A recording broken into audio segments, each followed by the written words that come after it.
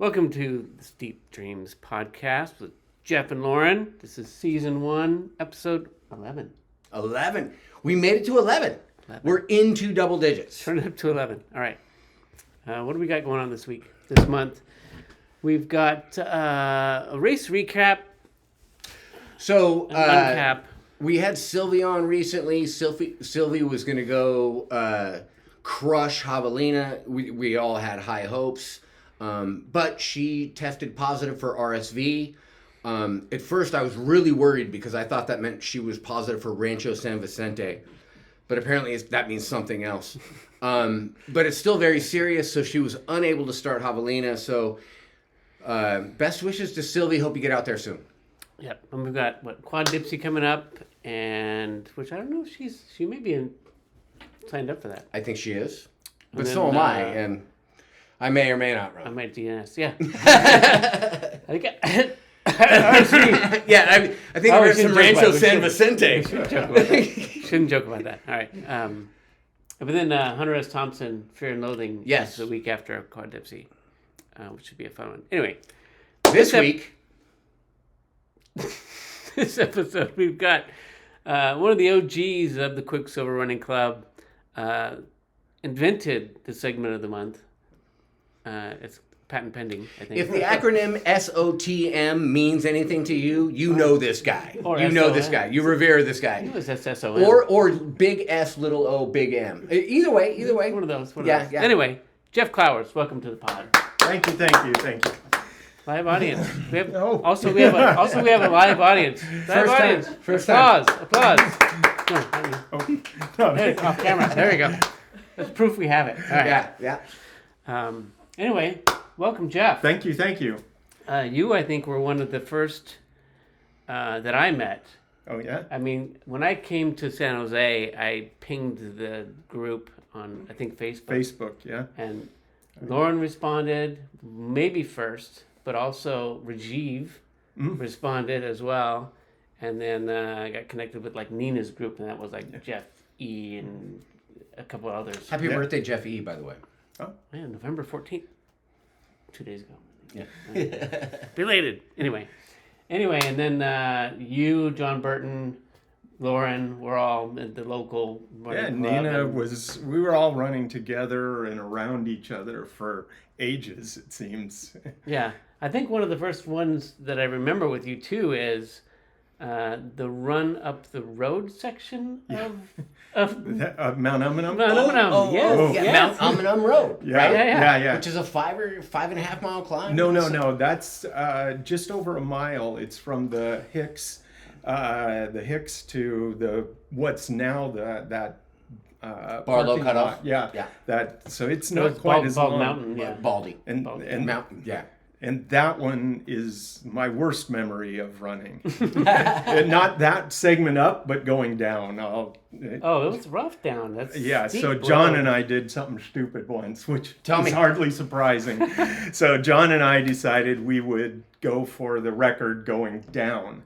And as you guys know, that'll beat you up like nobody's business doing that. So, and you went down Barlow then? No, we went down Mount Umunum. The road. You went down the pavement. Down the pavement. The trail wasn't open yet. Yeah. No, he's talking about the Barlow Hicks. Oh, yeah. Horseshoe. Okay. But you went down the pavement. So we went down the pavement, and he gave me, I'll be nice and say, he gave me a 10-15 second head start. It was probably closer to 30 second head start, but I remember sprinting down that hill. I think I'm actually still in the top 10 somewhere because of that. Wow. And that one's, man, at the end of that, we were both just dead, but he didn't catch me. So that was the fear of having somebody catch you. And that's when they actually had the cattle grates. The cattle grates. Yeah, so we had to jump over that. And anyway, that's one of my least favorite runs. Was the road closed at that time? No. That's another fear. Traffic. All right. So Jeff, you say that's one of your least favorite runs. Yes. One of my least favorite runs with you was coming down El Toro with that rope. The Boy Scout rope? Yeah. That was fun. Fun? No. That was crazy. Like, yes. that was crazy. We Type 2 fun. Too fun. like Fun coming to down go. that hill. I had my finger looped around that rope, but like I was one mistake away from having full reconstructive dental surgery. I think we've all been there at some point where we've been terrified of that. You were at least 30 seconds ahead of me on that hill. And then We're in Keigers. which the Keigers will kill you. I've switched up to the Zegmas now. My brother-in-law works for Nike, so Yeah. I stay in Nike. At one time we were both Kiger guys, so that's why I mentioned that. I was a wild horse guy. Anyway, see? same thing. Yeah, I liked the Wild Basically. Horse too for a while there, but the Zegma's best. So what was your first experience at Quicksilver? My first experience. So like what year did you show up? Like who did you remember running with? So I'll tell you, my first experience was one of my buddies, not a runner. We were just trying to get out and get some exercise. And so we both started to just go up Maccabee, right? Just go up the regular fire road up Maccabee. I started to feel a little my oats and started to run a little bit more. And ultimately, I was playing around with the new Strava, and it had a segment tool, and I happened to notice a guy that was on the leaderboard for all the segments. If he wasn't first, he was second. And so I reached out to that guy and I said, hey, I'd love to run, pick your brain. I really, I've seen some of this stuff. So John and I, that was our first run. He was doing a challenge of most vertical feet at the time.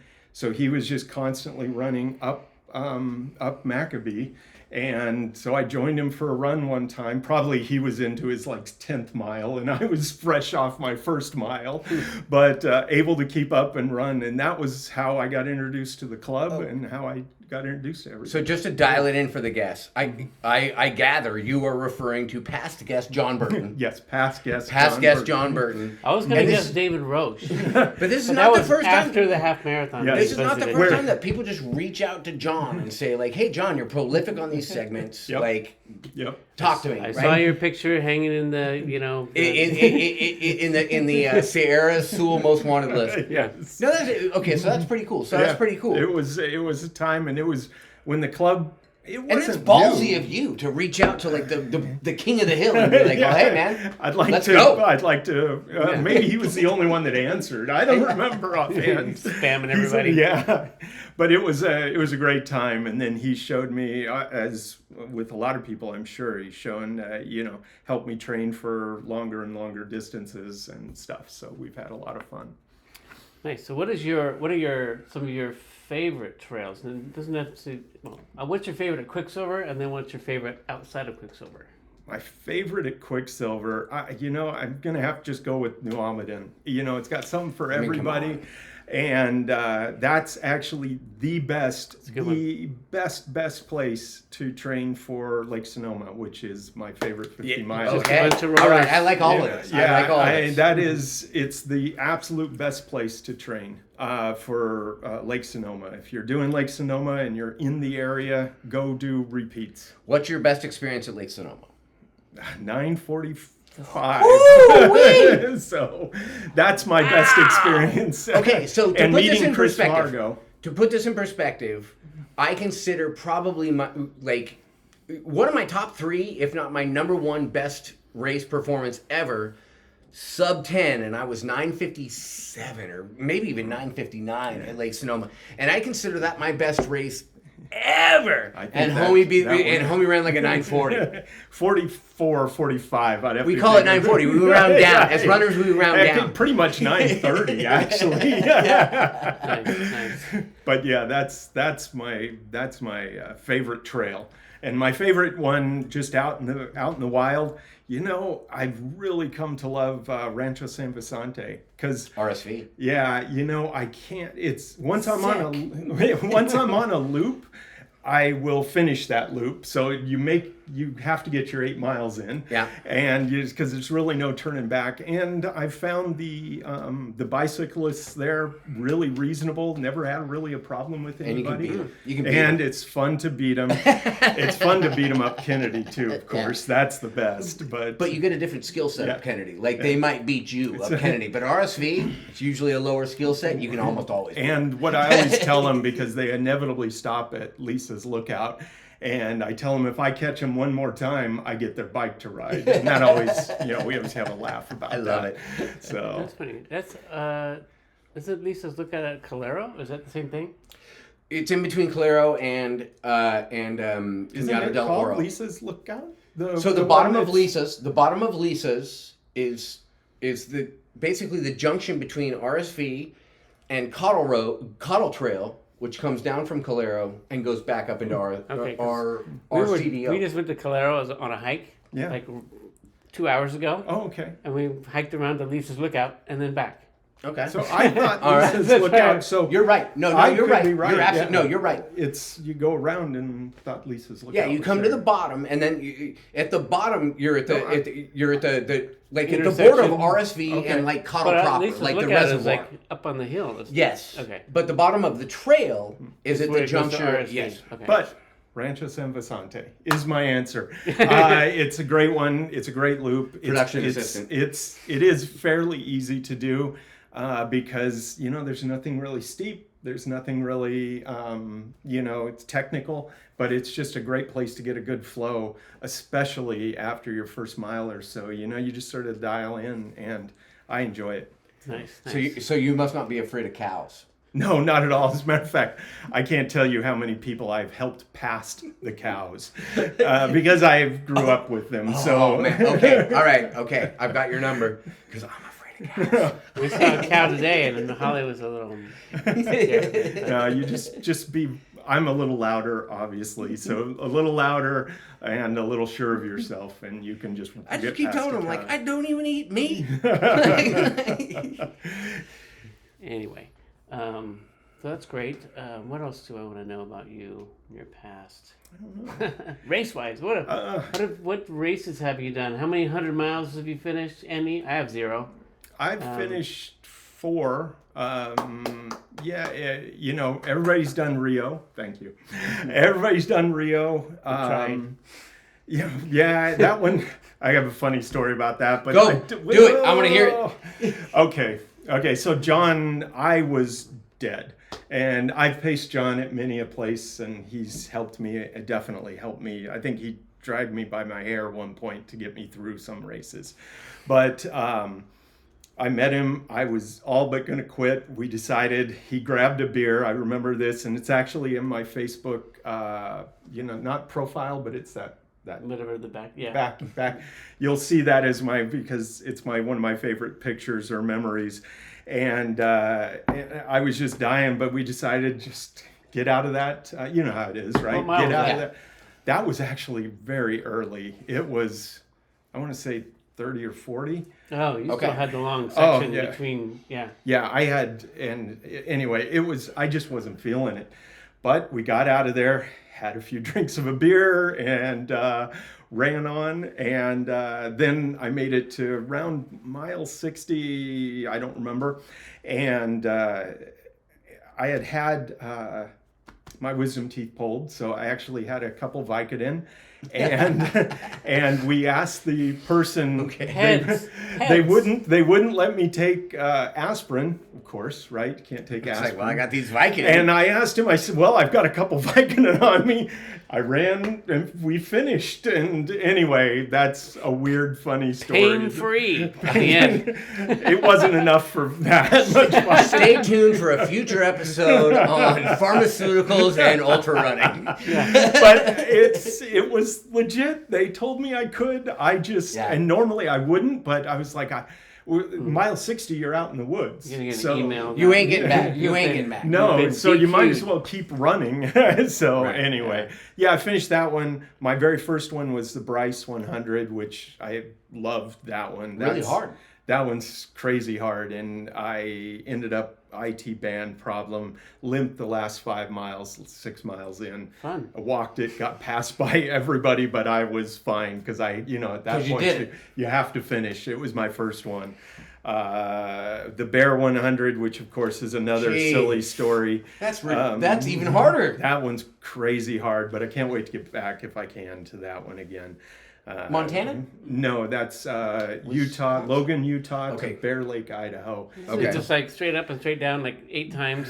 It's no. This one's point to point, so it's awesome, right? But isn't there a bunch of there's some points like this. As a matter of fact, the last I want to say 8 to 10 miles, you just climb this wall. But the worst part is the last like 2 miles before, I think it's about a mile to the exit or to the finish, is you go down the steepest thing I've ever gone down. And you can imagine around mile 98, 97, you bomb this thing. No, you don't bomb anything at our 97. listeners probably know that, like, when you're at mile 98 and you hear it's all downhill from here, you want to punch that person in the face. Because it was all downhill, and I was sore, and I had a pocket full of pancakes and a pocket full of bacon. Sorry, Matt, it wasn't a pocket full of pancakes. It was, I was just lucky, and it was full of sunshine. Yeah. So those, finished one other one, I'm struggling to remember, but. And you were supposed to run with me at Mount Marathon. I really, really wanted to do that one. I'd gotten laid off, and I was in between jobs there and just couldn't justify that one. You know what? I wish I could have went to that with you. A trip to Alaska is non-trivial. Cost as much as a trip to Europe. Yeah. It basically, Especially at that place. I mean, a trip to Anchorage comparatively, but a trip to a small place that is overcrowded. But yeah, Mount Marathon still on my list. I still sign up for it, even though I got lucky the one time to get in, which I'm so glad you did. That must have been a great adventure. It was a great adventure, and how they made it just as great, because we both went up and down the mountain, even though she didn't run it.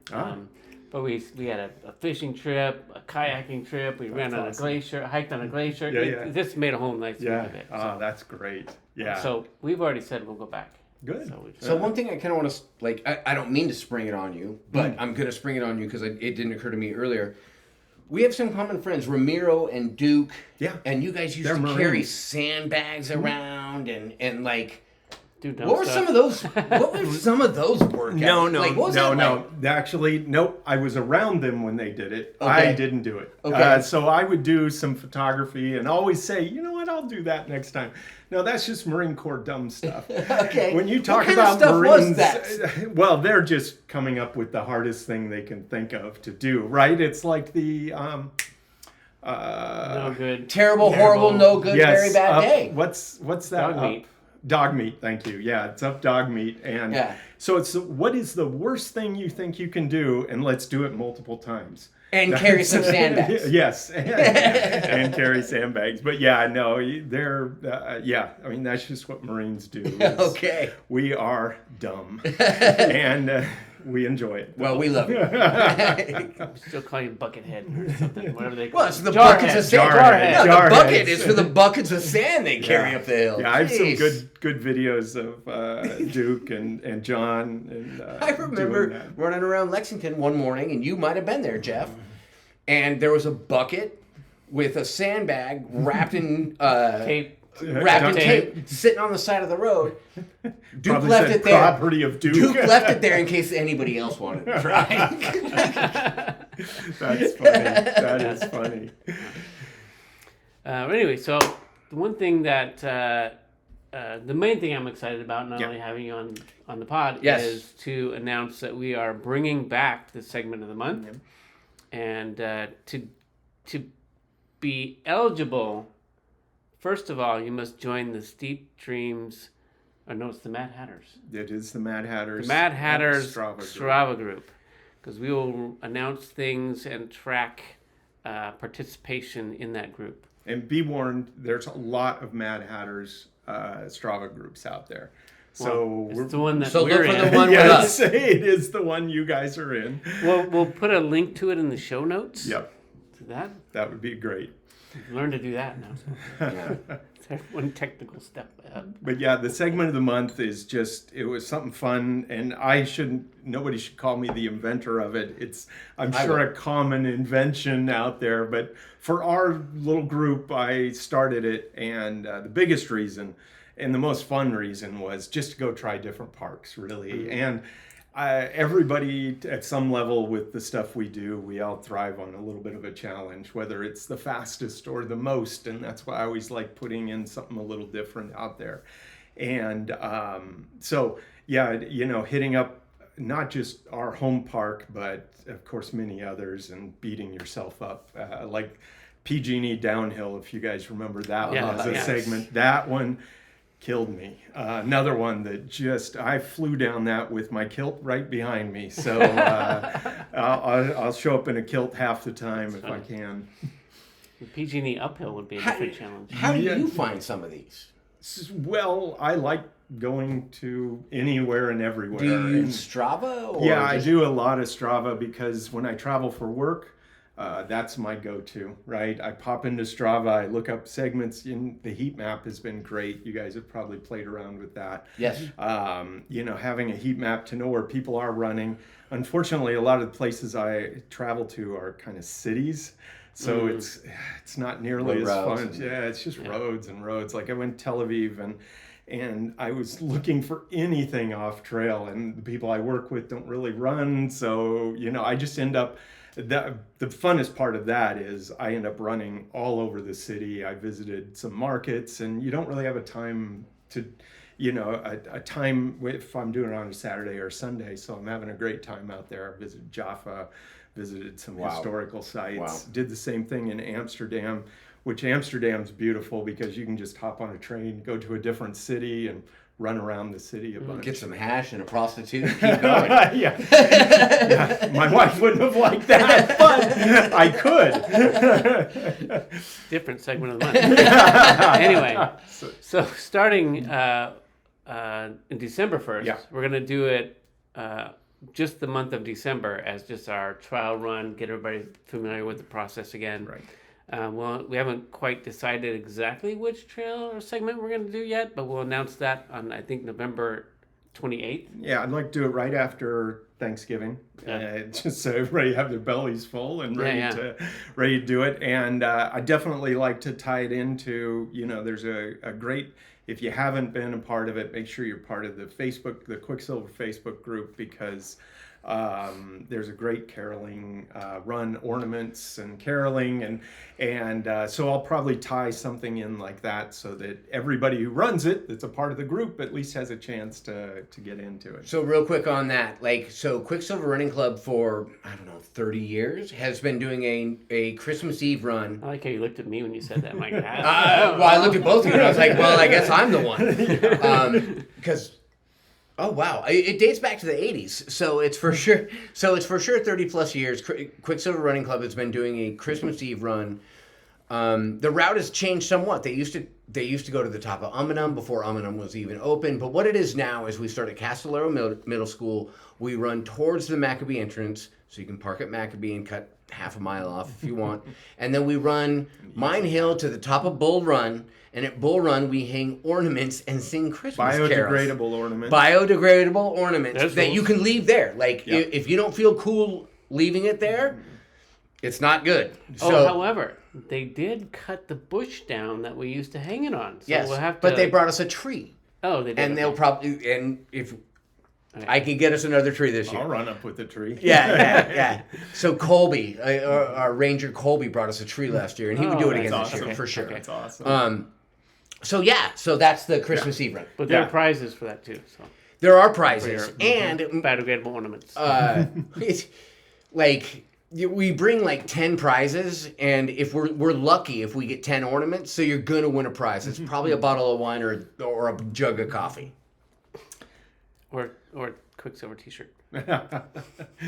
Yeah, so anyway, I'll probably tie it into that run somehow. So, we'll announce it on the 28th so people can go out. And then you guys will probably do a December podcast and announce that run. Then we'll remind you of the segment of the month, and that'll be the segment of the month. And then what I'd really like to do, because we're all a little busier or maybe a little more stressed, is change this into sort of the segment of the quarter, maybe. So after January, we get it really kicked off. Leaderboards, I'll have some of that. Are we going to go fiscal year, calendar year? We'll see. Whatever year I get paid on, I guess, is all I care about these days. Yeah, so before January 1st, we'll have the next segment for the quarter, January, February, March. Yep. Which I think the local legend category might help us out. That'll be like at great. the end, you'd be like, "Oh, who's the local legend?" Men and women, you have both. Well, I'm lucky enough to, and hopefully they're not watching at some point. I have a bunch of interns that are super smart, and I'll have them figure out leaderboards and API calls for me. Nice. So, so that'll be a good way MBN. For them. That's an acronym for must be nice. So it'll be a lot of fun. Oh, and truly, not just sticking to Quicksilver. We'll probably do half of them, a third of them in Quicksilver. Maybe we'll even do some mini games there. That'd be kind of fun. Because a quarter's an awful long time to not change a park or something. But but really thinking and engaging everybody that listens, what you want to see, because we have so many parks here. You guys know more than I. It's just incredible the amount of parks in our area that is so much fun to see. Uvis and Canada del Oro, and of course Sam. Rancho San Antonio. I've hiked up that. That hurts. Another one that hurts. Rancho San Antonio. Anyway. Yes, Rancho San Antonio is a great place to beat yourself up. And then we'll figure out the prizes, but one of the prize categories, and I think it's going to be for anybody who participates at all, you'll be in a drawing to be the one who gets to select the next quarter's segment of the month. Yeah, I think that's a great idea. If you're not going to win, I'm not going to win the fastest. I'm probably not going to win the most times on the trail or whatever category we have, but I'm going to participate, and I want to be in the... We would probably consider some boundaries for this segment, meaning like there can't be any 98-mile segments. Or maybe there could, but those would probably have to be in the summer. The